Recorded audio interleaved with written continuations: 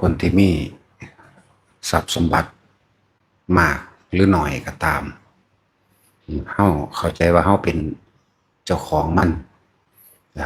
ให้คิดเบิ่งดีๆเด้อว่าระหว่างคำว่าเจ้าของกับคำว่าทาสมันคนละอย่างกันเด้รอเวลารับโทษเท่านั้นเด้ถ้าสำหรับคนที่เป็นทาสของทรัพย์สมบัติต่างๆที่ตัวเองมีเพราะว่าเฮาสิใช้ทรัพย์สมบัติเหล่านั้นไปในทางที่เบียดเบียนรังแกข่มเหงทำลายดูถูกกล่าวตูเสียดสีหรือทำให้ผู้ใดผู้หนึ่งเสียชีวิตในทรัพย์สินนั่นนะคือทาสของทรัพย์สมบัติรอเวลารับโทษ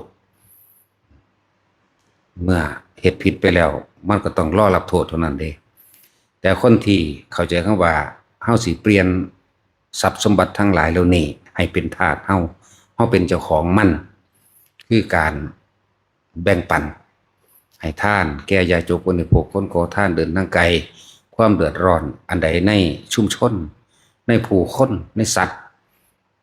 ในหลายๆอย่างที่มันเป็นประโยชน์และเป็นสาธารณกุศลแต่เฮาใส่มันนั่นแหละมันจึงจะเป็นของเรามันจึงเป็นของเฮาเพราะเฮาที่ใส่มันน่ะเป็นบันไดก้าวย่างขึ้นสู่ความสงบความสุขหรือที่สุดแห่งทุกข์เฮาที่ใส่ทรัพย์สมบัติทั้งหลายนั้นเป็นบันไดเพื่อเหยียบเพื่อย่างเพื่อก้าวเข้าสู่ความหลุดพ้นหรือปล่อยว่างให้มันเร็วมันสะดวกเพราะว่าเฮาได้เอาทรัพย์สมบัตินั้นสร้างสิ่งที่เป็นสาธารณกุศลอันเป็นที่รองรับพระสัทธรรมอย่างเช่นการสร้างธรณีสงฆ์อันนี้เป็นสถานที่รองรับบุคคลที่ตกทุกข์ได้ยากบุคคลเดินทางไกลสัตว์ทั้งหลายที่ตกทุกข์ได้ยากเดินทางไกลจากการเวลาอันยาวนานผู้ต้องการแสวงหามุขธรรมสัจธรรมเฮาสร้างสาธารณกุศลวัดว่าอารามต่างๆอันเป็นสถานที่รองรับสำหรับคนตกทุกข์ได้ยากตัวนี้สิเป็นสิ่งที่เรียกว่าก้าวกระโดดได้ถ้าจะพูดถึงว่าวัตถุทานสิ่งใดสูงสุดก็คือธรณีสงฆ์ก็คือวิหารทาน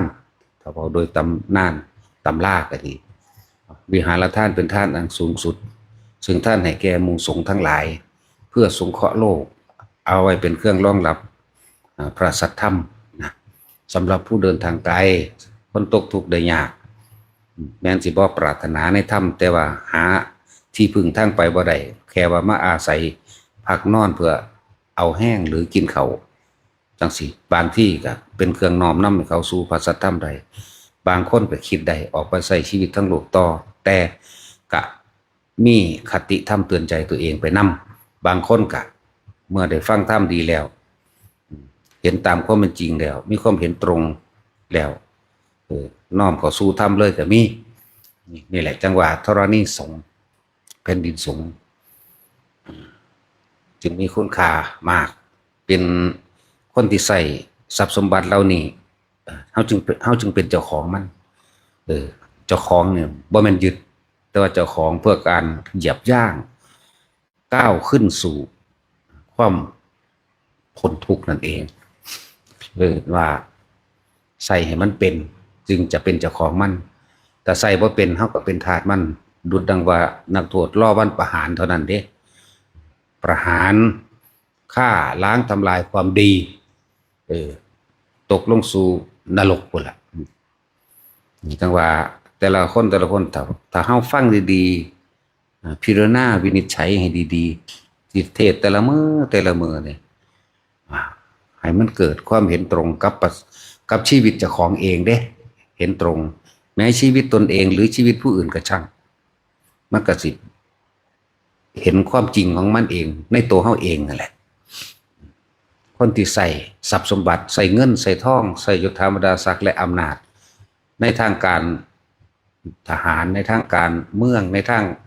ข้าราชการยังก็แล้วแต่ที่ใช้ไปในทางที่ผิดท่านทั้งหลายเหล่านั้นเป็นทาสมัน รอวันรับโทษอันสูงสุดพร้อมความกระทำผิดเพียงแค่ชาติเดียวจะทำให้ท่านไหลลงไปสู่อบายภูมินับประมาณชาติไม่ได้เป็นกรรมเป็นอสงไขยนี่ความผิดเพียงแค่ชาติเดียวเวลาสั้นๆแค่น้อยนิดชาติเดียวแต่ว่ากลับไปรับทุกข์ทรมานเป็นอสงไขยจังหวะว่าใส่ให้มันเป็นบ่แม่นใส่ให้มันเป็นโทษแต่เป็นโทษคือเราเป็นทาสเราเป็นทาสมันเราไม่ใช่เจ้าของมัน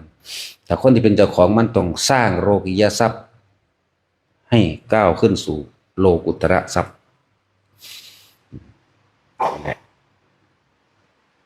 ท่านอันสูงสุด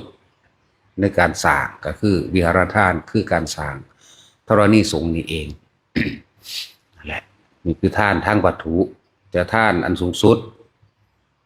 ในส่วนตัวของเขาเองคืออภัยทาน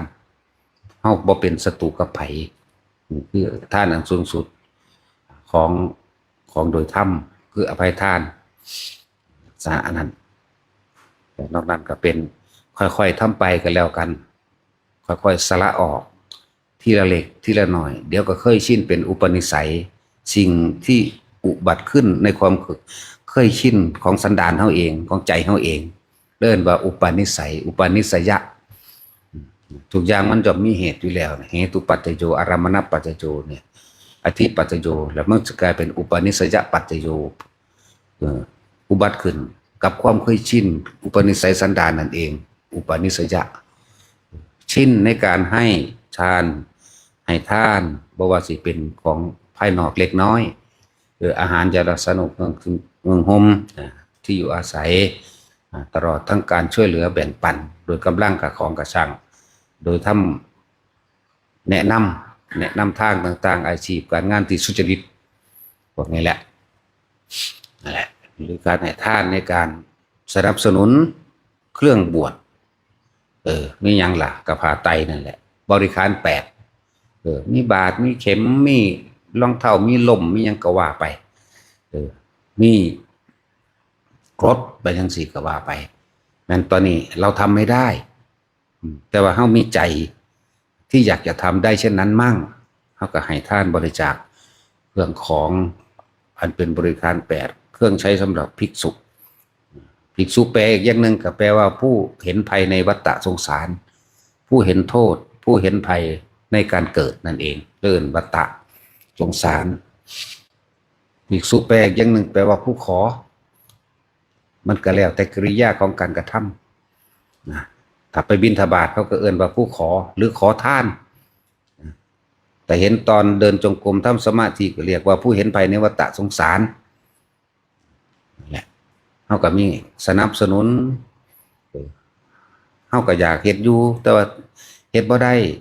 ก็ต้องสนับสนุนเครื่องบริการหรือหนังสือที่เป็นแนวทางการปฏิบัติพระไตรปิฎกแล้วก็หลายๆอย่างที่เป็นเครื่องประกอบนั่นแหละถ้าจะใส่ทรัพย์สมบัติที่ให้มันเป็นของเฮาต้องใส่ไปในทางที่ไม่ทำร้ายเบียดเบียนให้ผู้ใดผู้หนึ่งเสียชีวิตหรือทรัพย์สิน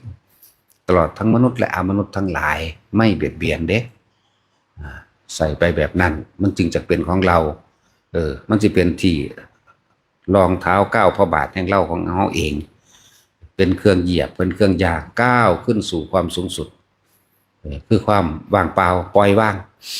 หรือนิพพานก็ว่าไป จะว่าพยายามคิดนึกตึกตองว่าเราเป็นเช่นนั้นหรือยังเขาทำได้แบบนั้นหรือยังนั่นแหละเพราะสถานที่รองรับในการแสดงธรรมเพื่อเป็นที่รองรับบุคคลทั้งหลายที่เขามาอาศัยมันเป็นประโยชน์มากสร้างโรงเรียนมากไม่เพียงใดก็ช่างก็เป็นกุศลอยู่แต่ยังไม่ใช่กุศลอันสูงสุดสร้างโรงพยาบาลก็เป็นกุศลอยู่แต่ยังไม่ใช่กุศลอันสูงสุดเป็นประโยชน์เหมือนกันสร้างถนนหนทางก็เป็นกุศลอยู่แต่ยังไม่เป็นกุศลสูงสุดแต่ว่าการให้ทำเป็นทานนี่แหละการทำให้คนเร็วๆคนหนึ่งหรือคนทั้งหลายที่ไม่รู้ แล้วให้รู้ทำได้แม้กระทั่งว่าเขาได้นำตัวเองออกจากความเป็นทุกข์ได้นั่นแหละจึงเรียกว่าเป็นกุศลอันสูงสุดว่าค่อยๆเฮ็ดไปเฮาบ่อาจสามารถที่ทำก้อนใหญ่ได้คือตัดใจจากสิ่งทั้งหลายทั้งปวงได้ง่ายๆเขาค่อยๆสละในตนเองออกนะอย่าเกิดมาเป็นโทษแก่ตนให้เกิดมาเป็นประโยชน์แก่ผู้อื่นเมื่อเป็นประโยชน์แก่ผู้อื่นแล้วสิ่งที่เฮาทำแท้ๆมันจะไปไสมันบ่ไปไหนเด้มันกลับขึ้นมาหาเราเช่นเดิมทั้งที่ไม่อยากได้ยิ่งให้ยิ่งได้และยิ่งสละออกเท่าไหร่ยิ่งมีมากขึ้นแต่ว่าในความมีความได้นะมีแต่ให้ต่อไปเท่านั้นสละออกไปเรื่อยๆจนสละหมดความเห็นแก่ตัวมันจะเบิดความเห็นแก่ตัวบ่มียังมากถ้าว่าตอนแรกเหมือนมันยากก็เลยบอกแต่ละคนเด้อค่อยๆสละออกคนละบาทหนึ่ง2 บาทหลายคนถือว่าบ่มีจำนวนเงินที่สมมติเป็นเจ้าภาพผ่าป่าหรือกฐินจังซี่เฮ็ดจังได๋น้อนี่ที่กิ่งนั่นน่ะผ่าเพิ่นเดียวบ่ต้องราคาแพงก็เป็นเจ้าภาพผ่าป่าได้เงินบาทเดียวก็เป็นเจ้าภาพผ่าป่าได้อยู่ที่ใจของเฮาเป็นความเสียสละเจตนาขอเป็นเจ้าภาพผ้าป่าเพียงบาทเดียวนี่มันก็ได้แล้วนั่นแหละจังว่ามันถูกกบเกลื่อนถูกปลูกฝังได้ยินคำอีหยังที่เป็นตะยากต้องรวยต้องเริ่มต้นด้วยแสนต้องเริ่มต้นด้วยล้านจังจะเป็นเจ้าภาพผ้าป่าจังจะเรียกว่าผ้าป่าเต็มที่บ่แม่นนะผ้าก็เก่าพื้นหนึ่งที่เพิ่นเอาไปถวายแด่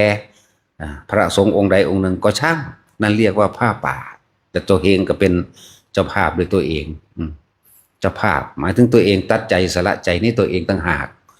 บ่ได้แม่นเอาไปต้องไปนำผู้ใดผู้หนึ่งบ่แม่นแบบนั้นนั่นแหละจังว่าเฮาพิจารณาเอาเฮาจงเป็นผู้นำตนเองเพราะว่าเจ้าภาพก็คือเจ้าของเองเป็นผู้มีศรัทธาเองเสียสละของตัวเองออกจากความเป็นเจ้าของเพื่อให้แด่หมู่สงฆ์หรือคนเดินทางถ้าสิเว้าโดยตำรามันก็มีเยอะแยะโพดดอกแม้พระพุทธเจ้าเฮาก็ใส่ผ้าสิเว้าแล้วผ้าด้ามเก่าๆนี่เพิ่นมัดหัวไปตัดฟืนนี่เห็นพระปัจเจกองค์หนึ่งกำลังหยิบผ้าหยิบแงกๆอยู่นั่นนะแล้วเบิ่งผ้าเพิ่นคือสิบ่พอน้อนั่นความฉลาดบ่จำเป็นต้องถามผ้าเพิ่นแต่บ่พอเฮาก็ทุกข์ก็ยากแท้ผ้าก็มีผืนเดียวเฮ็ดจังได๋น้อนี่ตัดสินใจนั่นแหละเจ้าภาพเพิ่นบ่ถ้าคุณเจ้าไม่รังเกียจว่าผ้าผืนนี้เป็นของเก่าเป็นของสกปรกเป็นของคนทุกข์คนยากเป็นของต่ำนะขอพระคุณเจ้าได้โปรดรับทานจากคนทุกข์ด้วยเถิดเจ้าข้านี่มันธรรมดาเด้นั่นแหละเจ้าภาพจังว่ามันก็มีมาเยอะแยะแม้แต่พระมหากัสสปะก็มีชีวิตดุจดังแบบนี้แหละมีความเป็นมาแบบนี้พระเจ้าก็เริ่มเฮ็ดมาตั้งสั่นแหละพระศิวลีคันทุกข์ตัวพระศิวลีก็ทุกข์ยากมากคือกันลำบากยากจนมากคือกันนั่นแหละนั่งวิสาขาเฮามาเอาตอนเพิ่นสำเร็จติ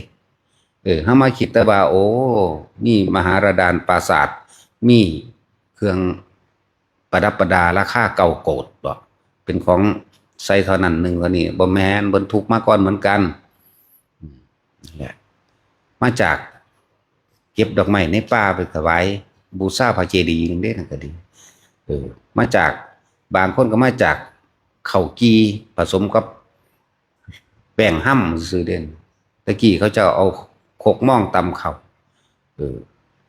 เศรษฐีก็แบ่งให้ผู้ละ2 ทนานกับ2 ทัพพี่แหละแล้วมาค้นเขาเจ้ามา1มันสุกแล้วจึงเอาไปเกลือกิ้งเอาห้ำอีกทีหนึ่งจึงเอาไปย่างไฟมันติดกันแล้วถวายแด่พระพุทธเจ้ามั่งบ่ว่าตัดเอาเท่าพระพุทธเจ้าดอกเฮ็ดมาเรื่อยพระสงฆ์หรือยังก็ว่าไปตะกี้หังไหลมาแต่เริ่มแต่มาฤาษีพุ่นตัวเป็นผู้สงัดจากกามหรือเป็นผู้ปราศจากกามในขณะนั้นจังซี่พระเจ้าก็เริ่มมาแตะพุ่นได้ล่ะหังเป็นตาเลโตนกว่าเฮาตัวเฮาบ่อึดบ่อยากเด้อนี่ คนละยุคสมัยเลยแต่เฮามีโอกาสแล้วช่วงนี้เฮาก็มาจากแบบนั้นเหมือนกันเด้อเฮาก็มาจากความทุกข์ความยากแต่ว่าตอนนี้สิเทียบแล้วที่เฮานี่เหนือเขาเจ้าในสิ่งของเสื้อผ้าหน้าแพรก็ปราณีตละเอียดกว่ากันของเขาเจ้ามีแต่ของหยาบๆเด้เสื้อผ้าที่เมืองโกสีละเอียดบ่ทันได้ทอผ้าเฮาซ้ำบ่ทันได้หยาบซ้ำบ่ทันได้ทอผ้าหยาบเฮาเด้อบ่แม่นว่าสิอ่อนอมขนาดนั้นเด้อธรรมดานี่หยาบๆแบบนี้แหละผ้าเมืองกาสีนั่นน่ะโอ้ยพวกนั้นเขาเก่งในทางตำหูคือซื้อดอกหรือว่าเขาเลยซาลือซื่อๆนั่นแหละพวกเฮาเดี๋ยวนี้มีแต่ของละเอียดทั้งนั้นแหละแต่ว่าเหลือแต่ใจสิละเอียดสะอาดบ่หั่นท่านโดยบ่หวังผลในท่านบ่มีจิตผูกพันในผลทางท่านบ่ได้สังสมในความอยากได้หยังถ้าจากอธิษฐานตั้งใจมุ่งมั่นสู่ทางเดียวคือนิพพานเท่านั้นขอผลทานบุญกุศลกรรมดีที่ข้าพเจ้ากระทำนี้นะอุทิศบุญไปให้แด่จงถึงแด่ญาติของข้าพเจ้าทั้งหมดก็ว่าไปขอผลทานนี้จงเป็นปัจจัยข้าพเจ้าได้ถึงซึ่งพระนิพพานในปัจจุบันชาตินี้เถิดก็ให้บายจังสี่นั่นแหละมันบ่ได้หวังผลหยังดอกอันนั้นเพราะนิพพานมันบ่มีอีหยังบ่ได้เฮ็ดให้ร่ำรวยบ่ได้เฮ็ดให้มีอำนาจนั่นนี่แต่ว่านิพพานมันเป็นความดับความอยากดับตัณหาจากของเองนั่นแหละเอาพอ